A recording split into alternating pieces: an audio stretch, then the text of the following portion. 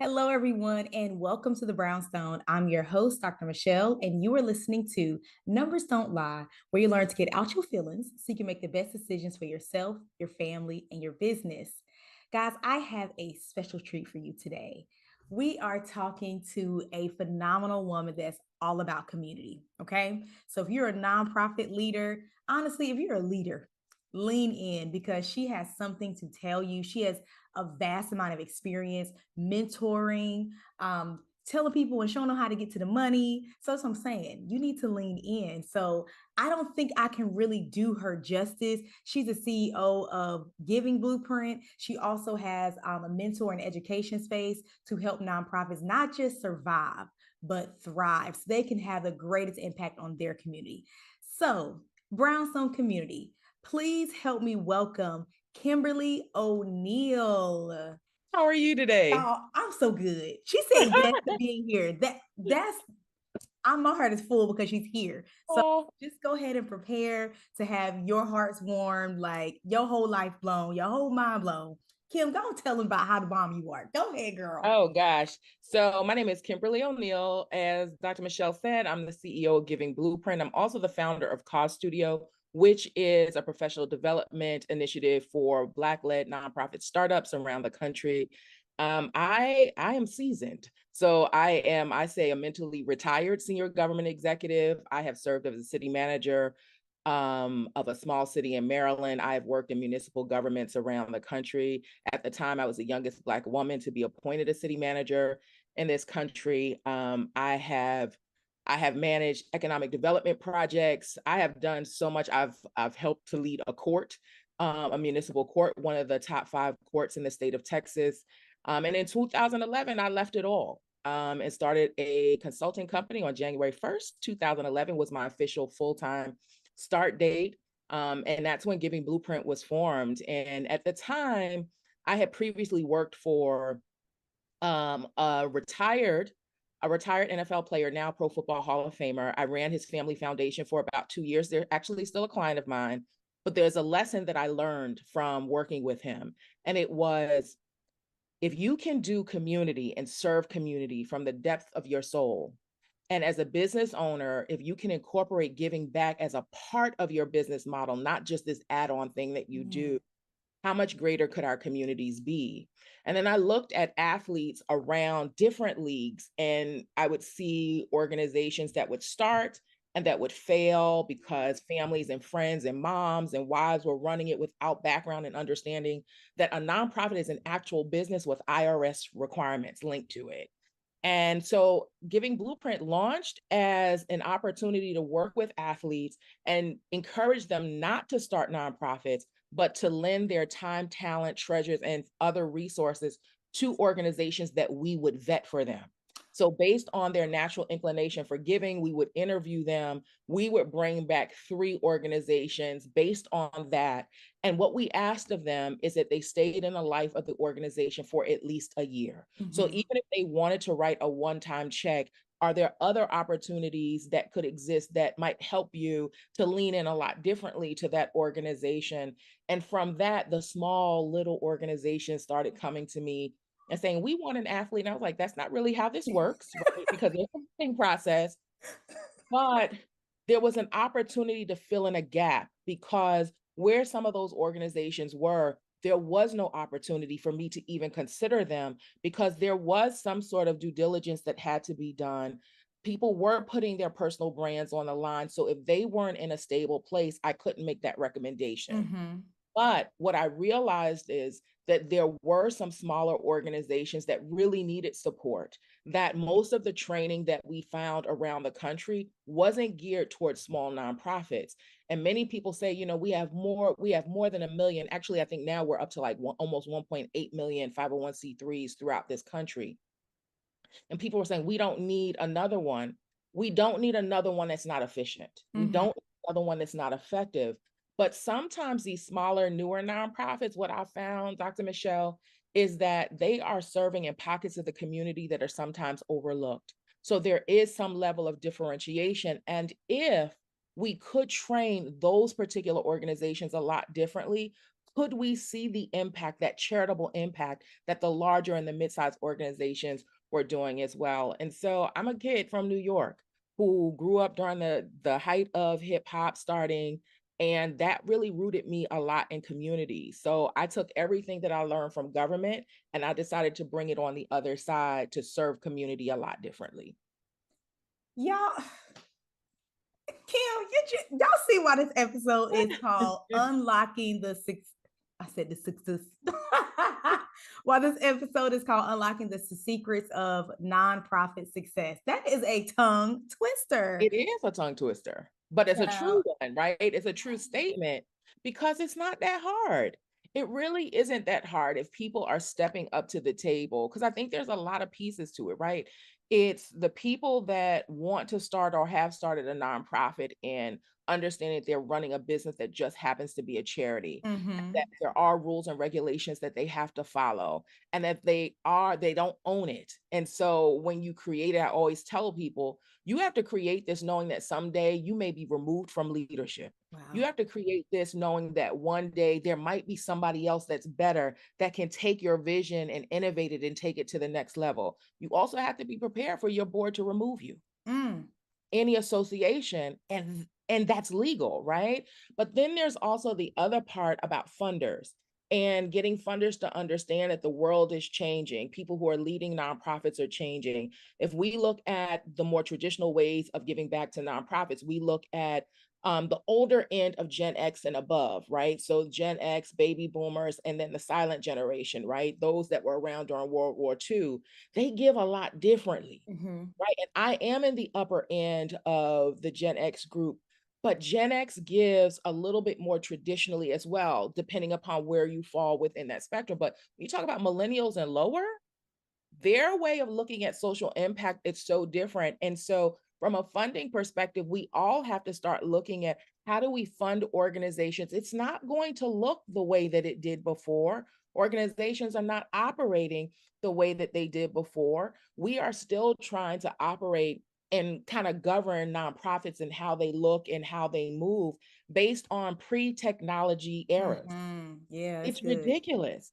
Information is spitting out so quickly that these more traditional ways can't be the only way or the primary way. And a Mm-hmm. lot of, we're now talking about trust-based philanthropy, community-centered philanthropy, where the community is guiding, where we're removing some of the hoops and the hurdles, where we're looking at smaller organizations that actually have a tie to the community versus people who want to give back to the community, but honestly don't have any input from the community and Mm. sometimes have never stepped foot in the That communities, part.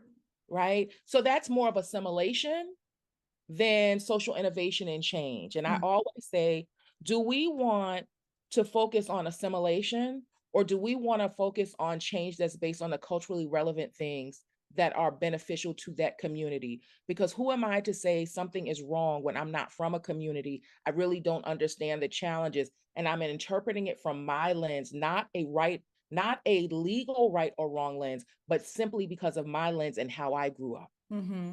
And so there's so many different facets that you have to look at when you're talking about how do we build a successful nonprofit, and then how do we build trust around the work that we're doing too. Yeah, that's good. You touched, I like how you touched on people from outside the community doing things. And I feel like that has been such a part of our history and the reason why we haven't really seen the needle being moved in a lot of areas.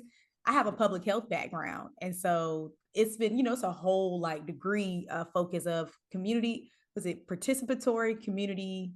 I'm probably mixing it up, but you know what I'm talking about, So, yeah, yeah, but understanding how to really engage a community. And one of their big principles is you have to engage the people that you want to impact. Like you can't just have, outsiders come in and like, have this like white savior mentality. Cause it's just like, we're just kind of like, who are you? We don't know yeah, you. We don't trust you. We don't know what your motives are, especially in the public health world. Like things have been done to us. So who, absolutely. so I There's a lot love of that. trauma. There's a Mm-hmm. lot of trauma. There's a lot of there's a lack of trust. And there are people that believe, I'm going to give you an example, because I think this is going to nail it. I sat on a board and I left a board like in a short amount of time. Wow. I was sitting in a board meeting and the co-founder was sharing what she thought was I did the right thing story. Mm-hmm. And it's an organization that's not run by any Black women or men at all. It's an organization that serves 100% Black and Latina women, girls. And in that meeting, she talked about the fact that they had taken the girls who are in high school to a field trip. Mm-hmm. And it was 100 and something degree day here in Texas. And their staff called and said, "Can we get the girls something to eat and drink?" And she said, "No, it's not in the budget." Excuse me? So you submitted grant application after grant application have come up empty, right? You thought you gave them everything that they're looking for, you answered all the questions, but it just doesn't seem to make the cut. Chances are you've been doing it wrong. But that is what we're here to show you here at Grant Success Unlocked. This workshop will tell you exactly what grant funders want and what grant reviewers are looking for so you can give them an application that wows. We're going to show you how to quantify your impact so that way it's a no-brainer to give you the money to further the mission and the vision that you have. Invite your colleagues because this workshop is going to revolutionize how you write applications from here on out. I promise you, you do not want to miss it. Register now at grantsuccessunlocked.com. That's grantsuccessunlocked.com. Click the link now before seats fill up, and I'm going to see you there. You're listening to Numbers Don't Lie on KCCR The Brownstone. You can listen to us on the app that you can download right now or on brownstoneworldwide.com. Be sure to follow us on Facebook at Brownstone Worldwide to learn all what's happening on everything Brownstone in our world. Be sure to subscribe to Brownstone Living Magazine. We have some really exciting articles about what's happening in your community. Guys, we have so many exciting things happening with Brownstone. So you want to make sure you stay plugged in, stay connected to us. We have some events coming up. We got some good stuff coming to your neighborhood. Now let's head on back to listen to what's going on Numbers Don't Lie. Before I could say anything, an Asian woman on the board said, "Would you do that to your children?" She said, "No." And my response was, "Then you never take them on a field trip if you can't feed or provide a beverage to girls who are already coming from homes and situations where they already feel like people have isolated them or disconnected from them. But if you can't do right by children, That part. children who you've interpreted to be young adults, but children on a field trip, we would be up in arms if that happened at a school. Mm-hmm. We would be up in arms if this happened anywhere in middle class or better America. Mm-hmm. We're talking about girls who have dropped out of school, who have had some sort of criminal justice background, who come from families who don't know where they are, what they're doing, young girls who have had children, that you would take them out on a triple digit heat day here in Texas and not provide. And I said, that's a liability. Right. Right. And so there was some unlearning, but it also subconsciously, do I think that they did it intentionally? I do not.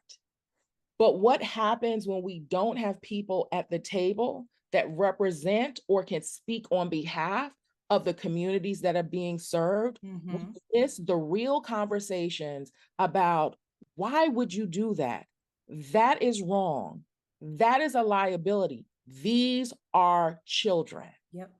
Right. And so it's important that we have representation and that we're not just talking about it from a passion perspective, which I think a lot of people that found nonprofits, regardless of who they are and what they look like, they found organizations because they saw an issue, didn't do any research, and they jump in without really understanding what they're getting into. Yeah. So it's passion fueled discussion and initiative that they launched. And I say, when you bring in the data, you can streamline, you can scale, you can sustain, and actually you can dissolve.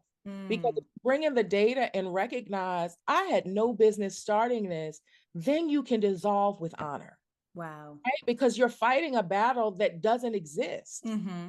So I try to encourage people to go to the data first to make sure that we have that representation in leadership, whether it be the board or just in day-to-day operations, because otherwise, Dr. Michelle, it is saviorism.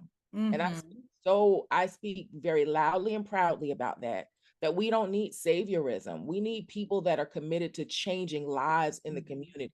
We Absolutely. don't need to save people and tell them what they don't need to be doing, because many times it's not just the community, it's all of the resources or lack of resources Mm-hmm. available that really are detrimental to the communities that I serve Yeah. anyway. That's good. I went to I guess a little symposium, and the particular session I went to was about maternal health. And it Mhm. was some doctors that were over this particular program. And I loved it. He said, we started even changing our language because Mhm. it's so easy to say, you should have done this. Why didn't you come to your appointment? You're non compliant. But it's like, if you actually take a step back and realize where they don't even say non-compliant or non-compliant anymore. They say, I forgot the word they use, but it pretty much it takes the negativity off of it, because some people don't not want to follow directions. Sometimes they don't have a choice. They didn't have a ride. They didn't have the resources. And when you take away, like you said, that community voice, they help you understand, like, oh, this person has difficulties. They have to work or whatever, and they couldn't take off. Like they have to feed their family, as opposed to someone so far removed that doesn't understand that struggle. It's so easy to attach negative stigmas, and this what you wag your finger, and it's just like, now the people that you want to help don't want no parts, Right. because you're trying to tell me how to be me or how to be better, when it's like, I'm doing my best, and you're Yes. not even acknowledging that I'm doing my best. No. You know, there's a woman that I work with here. Her name is Dania Carter, and she's the founder of Heart of Courage. And they focus on supporting families, primarily moms at this time, who are in jeopardy of losing their children to the child welfare system, or their children have already been Mm-hmm. the child welfare system. And her goal is family reunification. And the focus is on the mothers, Mm-hmm. right? And it's interesting, we were preparing for a pitch competition, and I learned so much. You know, just she's based here in Dallas. When we looked at Dallas County data, 5,000 children in 2021 have been involved in the child welfare system. Of that, 98% identified as Black and Hispanic, right? And so we started talking, what does that really look like, right? Mm-hmm. What happens when children are in the system? What happens when children are not reunified with their mom or their father? And it was just an interesting conversation and interesting learning moments for me, because what I realized is that there aren't a lot of services that focus on the parent. Mm-hmm. True. And one of the data points that she provided to me, I think it's 40% of the children who are in the child welfare system have a parent. No, 40% of the parents, the mothers who have a child in the child welfare system, were children in the system as well. My goodness. So how do we, it's about breaking this repetitive cycle. Mm-hmm. And she told me of so many stories of, you know, women who have been reunified with all of their children, Wow. situations where moms may not have been reunified with their families, but there were some other dynamics that were happening. And so what she shared was, you know, safety is first for the child, without a doubt. But what she realized in service is that many of the mothers don't have the skills to be a parent. Mm. And no one's concentrating in an in-depth way to address some of their traumas that are showing up in their parenting style. And so it was just, wow. And when I first met her, it was passion fueled. And Yeah. then we started looking at the data, and it changed the trajectory of how she started rebuilding the organization. And now she is on call. Her organization is a referral from hospitals. CPS contacts her as well, because the goal should be family reunification. Mm-hmm. Because Texas alone, we are this year, over the last year, we're targeted to spend over $750 million on children and their families that have touched the child welfare system. There's got to be a better way to fix that, because not fixing it means it's going to be $1 billion problem. Yep. It's all gonna Not keep growing. it means it's going to go to 1.5 billion. And that shouldn't be, Right. because at some point economically, somebody's always going to have to take care of the children.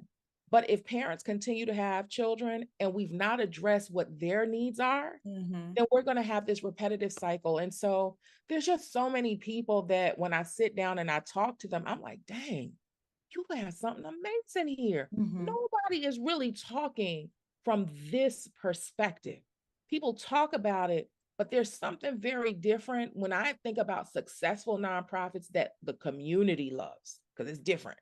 Yeah. Successful nonprofits that the community loves, and I see the impact and the change. It's always led by somebody who represents in some way the community that they're serving. Oh, I love it. Kim, that is so powerful. First of all, thank you for sharing that story, because you bring it. I love when y'all bring in the data. I'm just so engaged in what you're saying.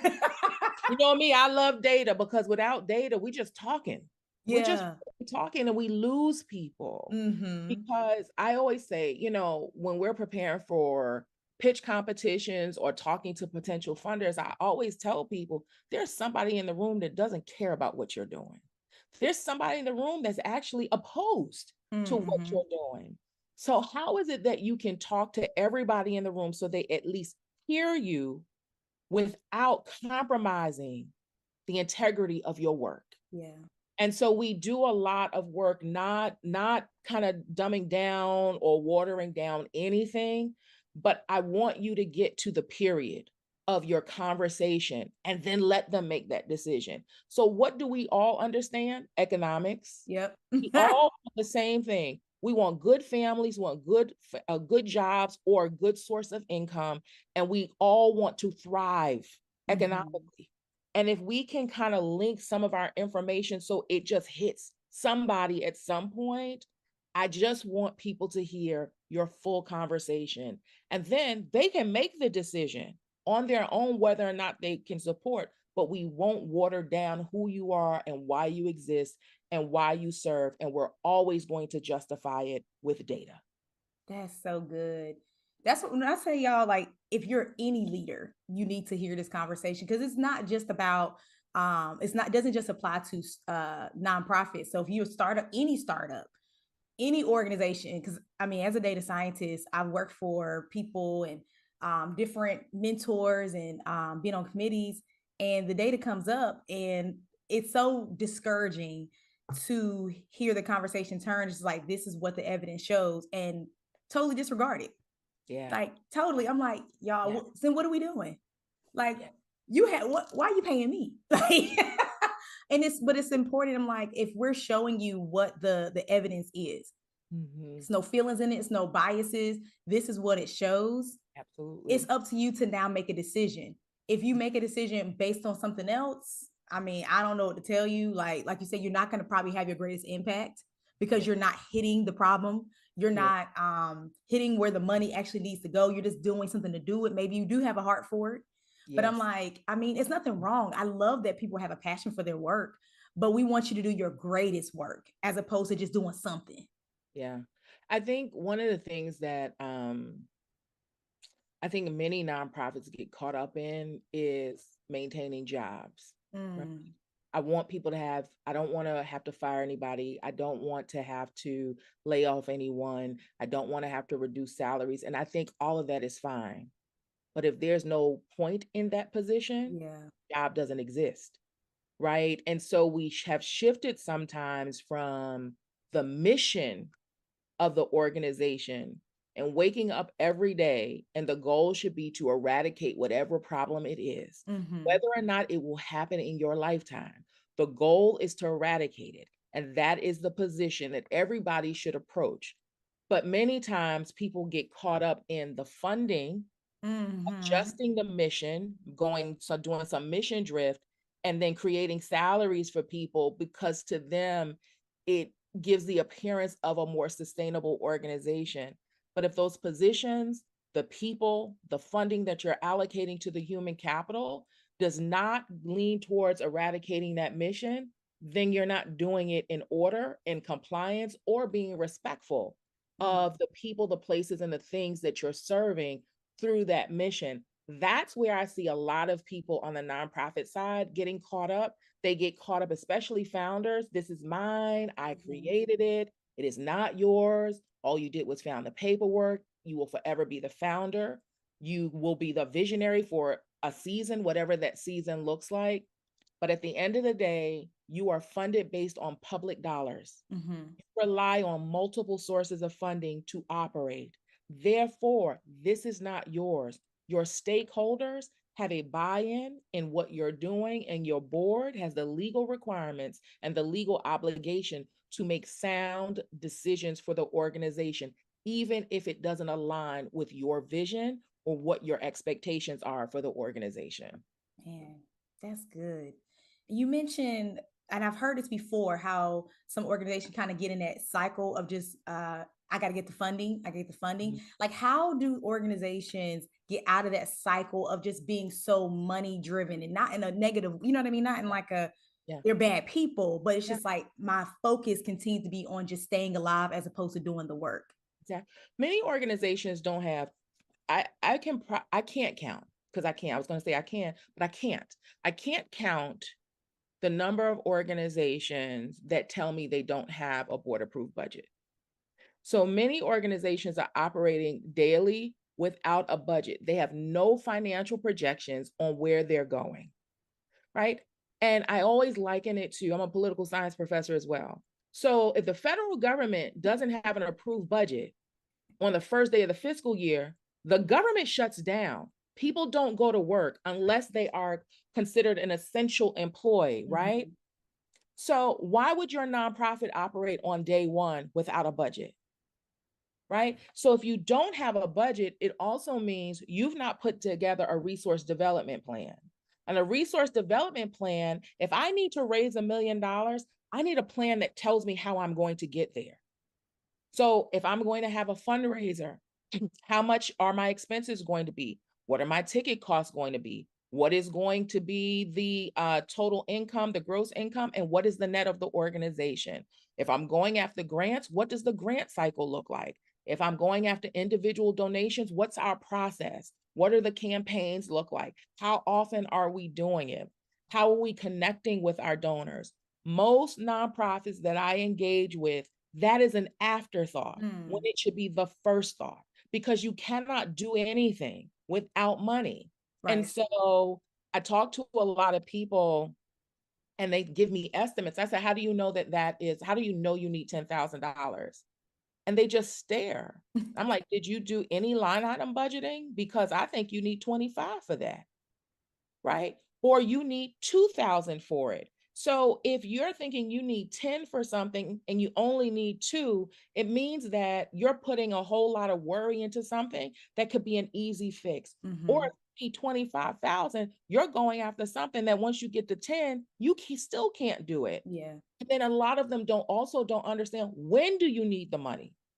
Right? So if you need $1 million, at what points during the year, based on your expenses, do you need the money?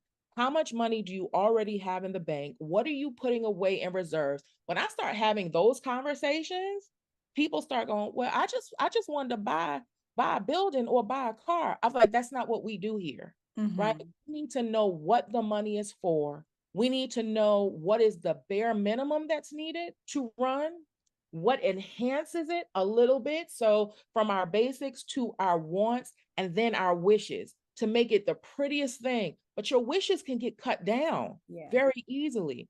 Your wants can also get cut down, but you need to know what the bare minimum is to run your organization. And I find so many nonprofit leaders and boards have no idea what that number looks like. Girl, tell the people how to find you because they they were like, who is this woman? You Tell the can people how find to find me. you. You can find me everywhere online at Just Kim Online. So JustKimOnline.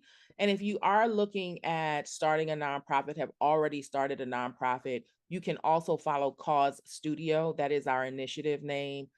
Same place everywhere on social media, because we put out tips for free, because some of this stuff that we put out, you can Google and find it, or you can go to irs.gov and find it. But we try to arrange and share the information in a way that if this is not your background, it's not overwhelming. I love that. Yeah. Kim, I'm so grateful for you. Thank you so much for coming to the Brownstone community and sharing your expertise, sharing the experiences, the stories. I really appreciate it. And I know the people I learned something. Okay. So I I'm know the glad. people learned something. So guys, please connect with Kim online. If you, like she said, if you have a nonprofit and you don't really know what you're doing, please get some help. That is the Please get best way some you can help. serve your community, is to get some Yeah. help so you can survive, Yeah. and then go to thriving. Yeah. Thank you again, Kim. You Thank you got for it. listening, Brownstone community. Y'all connect with Kim, connect with me, Dr. Michelle, on all platforms at Mogul Beginnings, MOGUL. And I'm going to see y'all next time. Go ahead, Kim. Y'all have a great day.